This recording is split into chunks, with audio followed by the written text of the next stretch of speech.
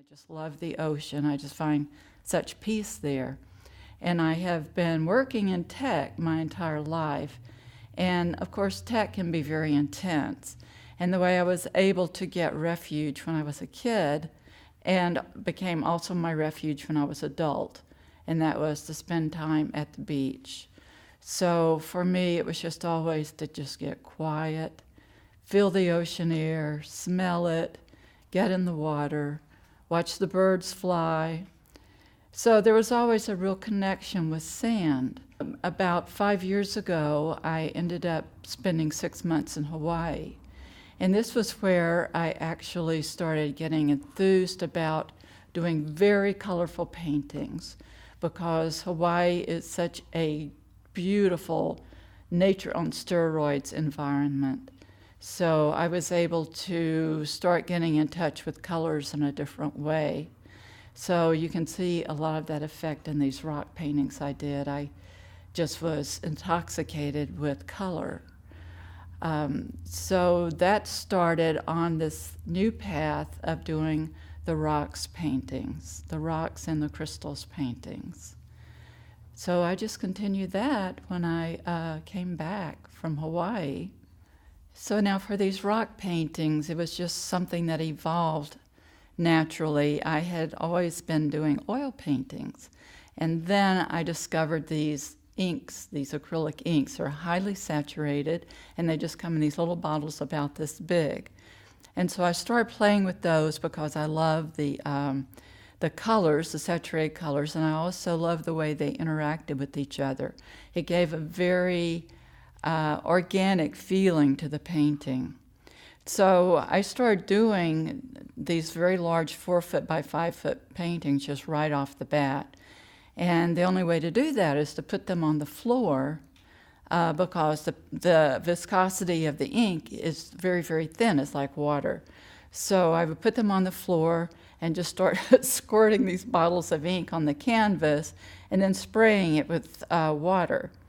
And so it gets very sloshy and the paints start moving around, and it's fun to watch. I mean, I feel like I partner with the ink in ways that I couldn't quite do with the oil, because the oil is more directed. You know, you're really putting it specifically where you want it to go.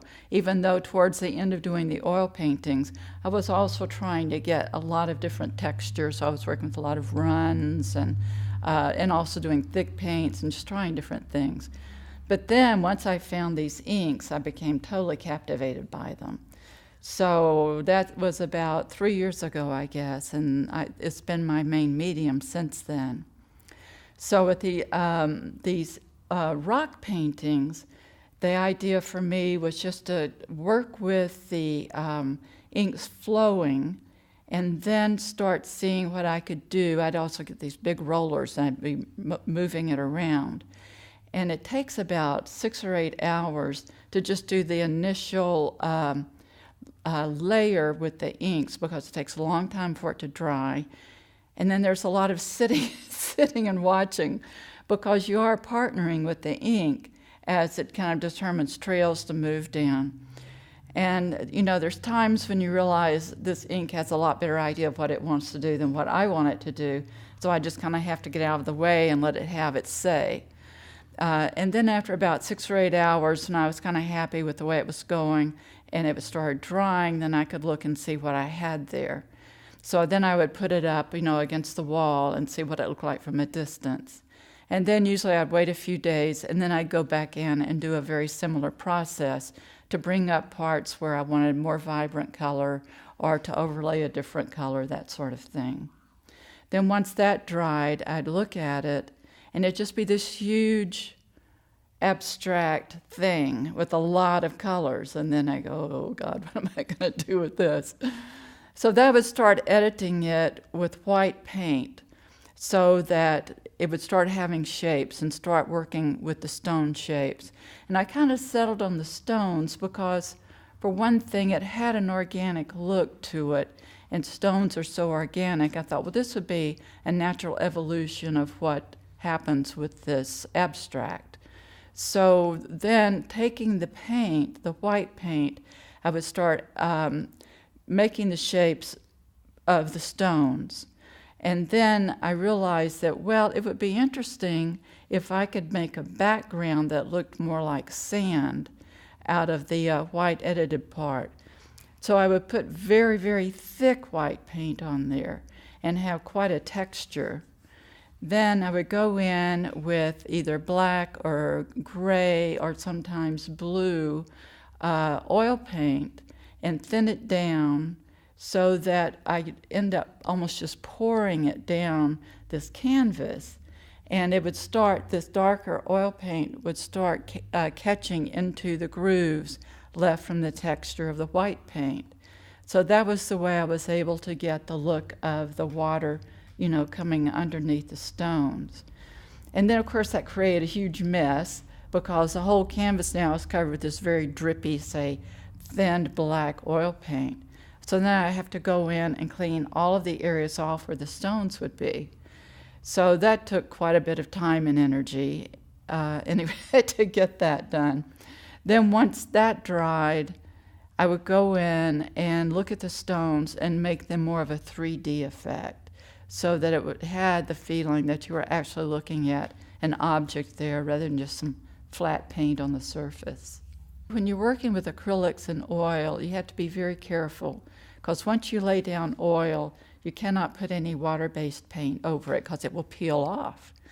So first you have to get all the acrylic work done, and then you can go in with oil, and the oil sticks fine on acrylic, but not vice versa. So that would be the way I would work. Do all the acrylic work first, then go in with the oil. So I would use a what they call fast matte oil, and it's something that dries a little faster than just your standard oil. I mean, it's still oil-based, but it just dries a little faster. And because I would put it on really thickly, because I wanted to get the streaks from the brush so that I could have a path for what I consider the water flow to go down. So by using the fast matte type oil, I was able to put it on thicker. It would still take days for it to dry, but it wouldn't be months. When I work, I always photograph all along the way, partly just because I like to see what it looks like. This is going to sound odd, but when you're standing and working on a painting, like looking at it on the floor, you get one perspective, or even working on an easel. But then if I photograph it, I'll go look at it on the computer and get my eyes away from it. It's like cleaning my visual palette, right? I get away from it and then see it on another source. And then I can start seeing things a little more clearly, like, is this the composition that I really want it to be, or do I need to accentuate another area? So what that means is that I'm taking photographs continually. So it's helpful as far as the composition goes, but it's also helpful to have a record of me to refer back to, because the whole time I'm painting, I'm kind of making it up as I go along. For me, that's a big appeal of painting. Is I'm a real adventurer at heart, and by having this open venue to just try different things allows me to be in the moment more. And being in the moment means I'm in the flow and I'm totally absorbed in it. And I may not remember exactly how I got from point A to point B. So if I do a photographic record, then I can go back and look at it and go, oh, that's how I did it. Some of them I will start, and it will take several days to get down the initial layers. And then I'll look at it and go, oh, what am I going to do with this? Where am I going to start editing it? And so sometimes I just have to let it sit. Sometimes it sits for a week, sometimes it sits for a month. I have some right now that have been sitting for a year. And then I might see something online or on TV or in a movie, and I'll go, oh, that would be interesting to incorporate in it. Then I can go back and start incorporating another section or another idea. So I'd like to have a number of paintings going at once, because when I get stuck on one, then I'll just go to the next one. If I get stuck on that, I go to the next one. And maybe by the time I get to number 4, something will occur to me, oh, that's what I want to do with this one. And it may be a color idea, it may be a combination of different elements, it may be a compositional idea. And then sometimes if I would get stuck on the composition, I would just get in Photoshop and start trying different ideas of where to put things. And Photoshop is such a valuable tool, and I think more and more artists are starting to use it, especially for composition, because like some of the paintings I've done, I showed some of them last night, where I will have an idea that maybe I want to put something very realistic and somewhat abstract composition. And maybe it's an idea of scale. If I want to put a person in there, or a fish, or a bird, it's like, do I want it to be very small in relation to what's there, or do I want it to be really large? Do I want the placement to be in the lower left finger? So by going into Photoshop, I can just try different ideas and move it around. So that can be a really good way to process the composition.